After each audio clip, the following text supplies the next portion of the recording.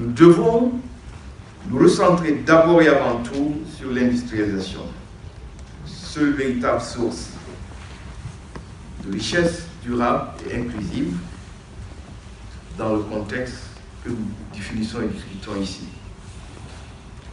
L'Europe, l'Amérique, la Chine, le Japon, la République de Corée et bien d'autres pays se sont développés en assurant cette transformation de leurs économies. L'Afrique ne peut et ne saurait y faire exception. Par ailleurs, les stratégies d'industrialisation du XXIe siècle doivent se montrer plus innovantes pour une industrialisation propre. Il faut également dépasser les approches traditionnelles se limitant aux seules industries manufacturières pour couvrir tous les secteurs porteurs de croissance et créateurs d'emplois. Les modèles de réussite industrielle à travers le monde sont nombreux et doivent inspirer nos politiques tout en les adaptant à la spécificité du contexte africain. J'ai été dépêché par le chef d'État pour le représenter à ce forum international organisé par l'OCDE. Comme vous le savez, la Guinée, en la personne de Monsieur le Président de la République, assure la présidence de l'Union africaine.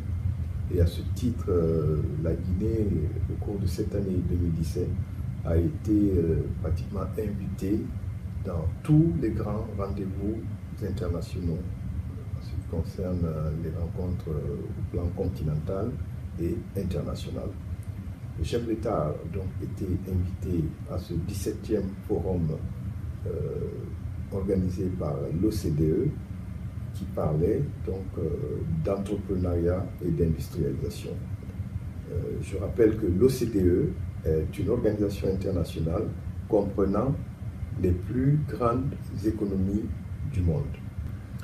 Alors, ce forum s'est déroulé sur 2 journées. Donc, il y a une première journée qui traitait plus spécifiquement sur le thème de l'industrialisation et de l'entrepreneuriat en Afrique. La question au cours de cette journée était centrée sur le rôle que pouvait jouer le secteur privé dans l'industrialisation du continent africain. Nous avons, bien entendu, au nom du chef d'État, délivré un message d'abord de remerciement de l'OCDE pour avoir invité notre pays à ce rendez-vous, mais aussi nous avons donné quelques grandes tendances d'industrialisation en Afrique, des enjeux de cette industrialisation par rapport justement au rôle que le secteur privé doit jouer dans cette industrialisation. Nous avons rappelé que pendant longtemps, dans les premières années des indépendances, les États étaient plus impliqués, étaient en première ligne dans les politiques d'industrialisation. Mais aujourd'hui, avec le contexte mondial que nous connaissons, de plus en plus, l'industrialisation doit passer par des initiatives portées par le secteur privé. Donc ça a été en quelque sorte la trame du discours que nous avons délivré lors de la première journée. La deuxième journée qui s'est déroulée aujourd'hui, jeudi 5 octobre, il a été question de, toujours dans le cadre de cette thématique centrale, nous avons parlé des expériences de nos pays respectifs et sur le thème toujours de l'industrialisation, des initiatives portées par le secteur privé et aussi des technologies. Donc ici, bien sûr, en parlant des nouvelles technologies. À cette occasion, nous avons parlé de l'expérience de la Guinée. Ce que nous sommes en train de faire aujourd'hui en Guinée pour créer d'abord les conditions de cette industrialisation. Si nous estimons, comme nous l'avons dit hier lors de la première journée, que le secteur privé doit jouer un rôle moteur dans cette industrialisation, il est donc important de créer les conditions de développement de ce secteur privé. Il faut faire en sorte que le secteur privé puisse d'abord se développer et grandir avant qu'il ne puisse jouer un rôle dans l'industrialisation. Donc nous avons rappelé, bien entendu, les initiatives prises par le gouvernement depuis 2010, avec l'arrivée du président Alpha Condé au pouvoir. Nous avons rappelé justement des mesures phares qui ont été prises pour promouvoir le développement du secteur privé, et ce qui a permis d'ailleurs, ces mesures, de classer la Guinée parmi les 20 pays les plus réformateurs dans le monde dans le rapport Doing Business de la Banque mondiale en 2014.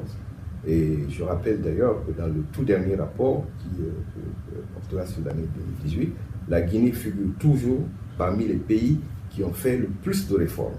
Donc, comme vous voyez, ce travail se poursuit en Guinée, et il y a d'autres initiatives que nous avons rappelées, notamment toutes les initiatives pour la promotion du secteur privé, toutes les initiatives pour porter des réformes, créer un cadre économique, un environnement économique stable, en parlant de politique économique. Donc, tu parlais du cadre macroéconomique, la stabilité au niveau budgétaire et monétaire. Donc, nous avons fait un tour d'horizon et nous avons parlé spécifiquement de certaines initiatives sectorielles dans le domaine rural, dans le domaine de l'énergie, dans les mines, etc. Alors, je rappelle justement que je conduisais une délégation comprenant, outre le ministre d'État Ba Ousmane, donc le ministre d'État à la présidence, il y avait le ministre de l'Industrie, il y avait bien sûr l'ambassadeur et certains membres de mon cabinet, et bien entendu les équipes de communication qui ont couvert cet événement. Nous avons bien entendu vu que ce forum avait une représentation tout à fait relevée. Il y avait des acteurs du secteur privé. Hier, sur le panel, nous avions, outre le secrétaire général de l'OCDE, nous avons le directeur général de l'Agence française de développement. Il y avait d'autres personnalités d'institutions internationales, qu'on ne peut pas toutes énumérer ici, mais aussi il y avait des personnalités politiques comme le vice-président de la Côte d'Ivoire. Donc nous avons aujourd'hui, pour la journée d'aujourd'hui, il y avait une représentation plus large d'acteurs du secteur privé, donc de représentants du monde des affaires, donc des entreprises, qui ont suivi et qui ont participé aux différents panels. Parce que, en plus des séances plénières où nous-mêmes étions impliqués, il y a eu des panels qui ont approfondi les discussions, panels auxquels nos ministres ont participé et ont donné de plus amples explications sur la politique menée en Guinée et sur la position de la Guinée sur certaines de ces thématiques. Alors, nous avons effectivement hier eu un entretien entre la délégation conduite par le vice-président Kablan Doukan et la délégation guinéenne. Au cours de cet entretien, nous avons échangé et partagé des questions d'intérêt commun. Comme vous le savez, la Guinée et la Côte d'Ivoire sont des pays voisins qui partagent bien sûr de nombreuses choses et des initiatives en cours dans le domaine du renforcement des relations économiques.